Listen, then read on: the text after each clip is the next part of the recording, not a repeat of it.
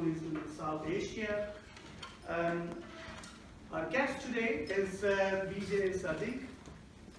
He's a British Pakistani author. He studied economics at Cambridge and has also received a degree from Government College, University, Lahore.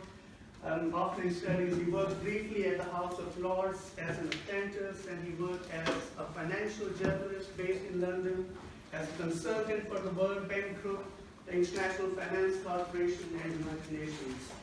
He regularly contributes to leading Pakistani and influential international English language publications. He is a columnist and a commentator on current affairs.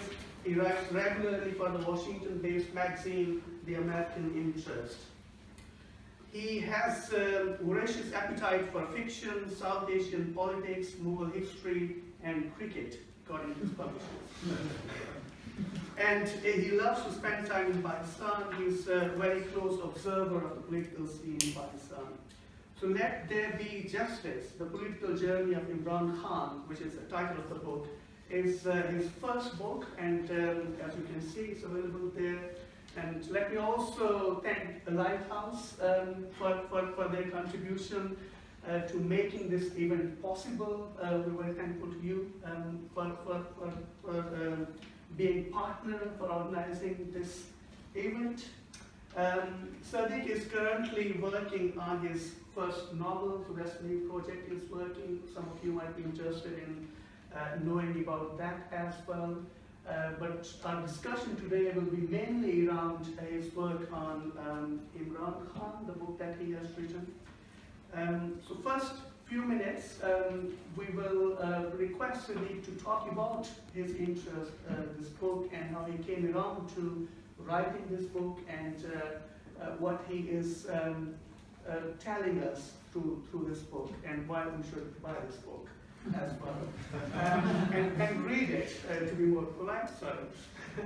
So, okay, after that, I will then introduce our colleague for further discussion. Let's welcome BJ.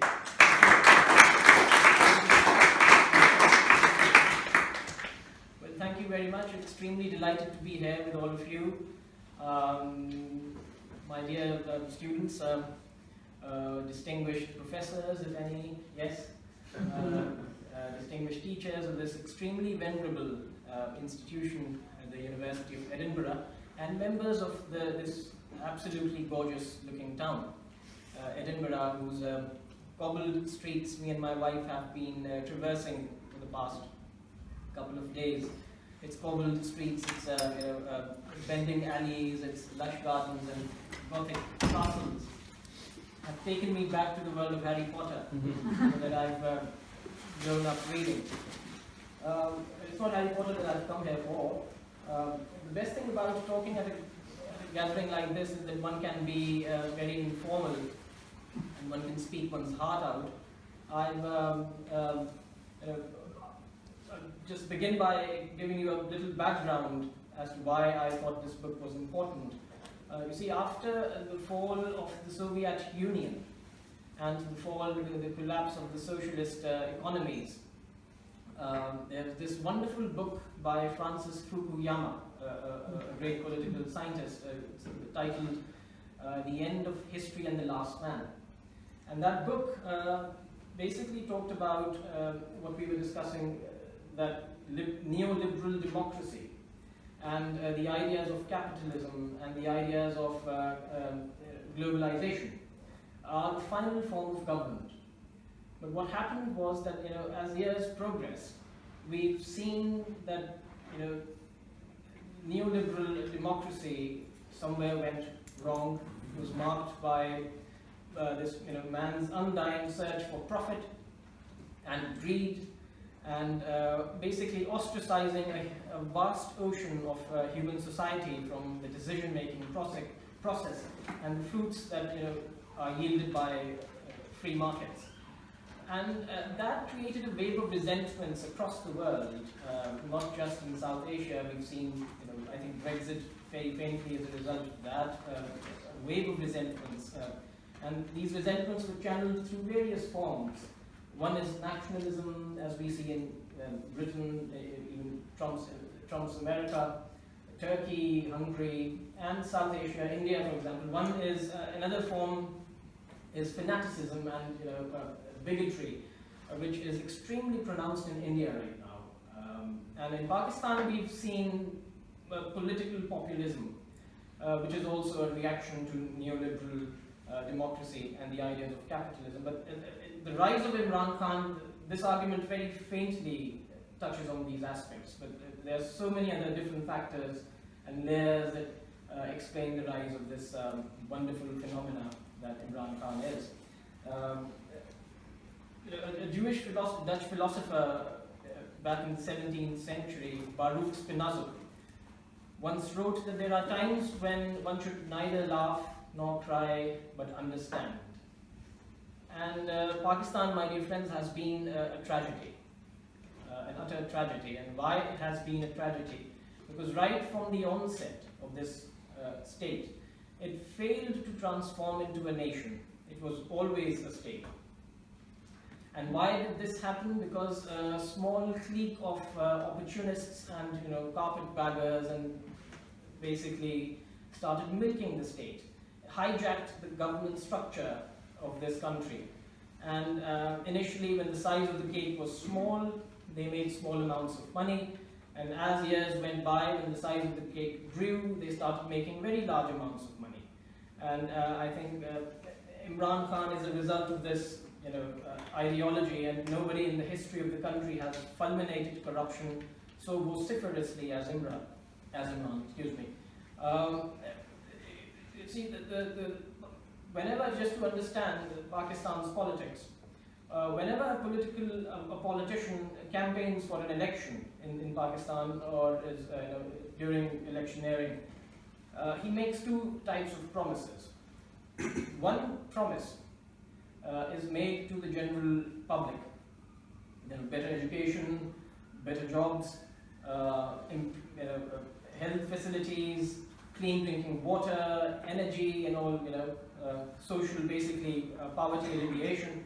The other promise, which is very dangerous, is made to the kleptocrats, plutocrats. And these are the people who finance the elections in Pakistan. And politicians, when they are elected and form the government, they never think about the common people. Their entire time, and this, by the way, is something very central to, I'm talking about Pakistan and only Pakistan, it's not very pronounced elsewhere. It's something very central to the country.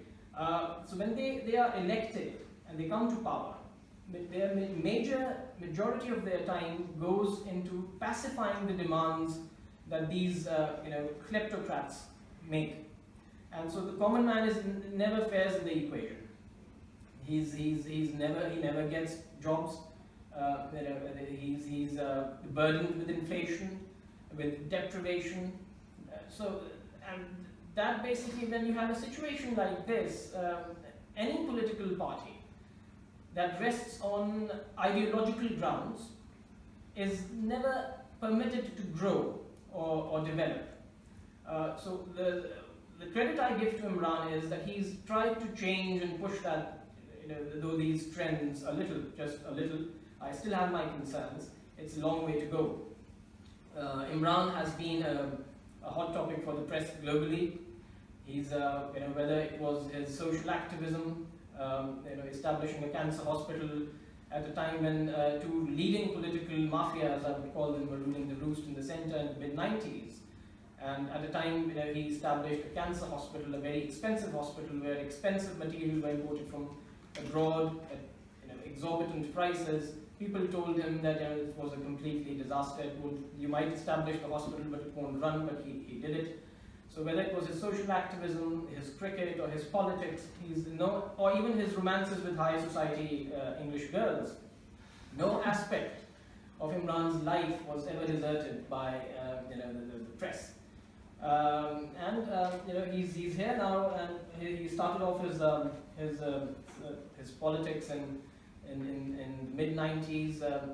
He was quoted by generals in the late 80s. He was quoted by Ziaul Haq, Pakistan's most controversial and unpopular military dictator, but he turned down the offer because he thought that he just doesn't possess the right ingredients to be a politician.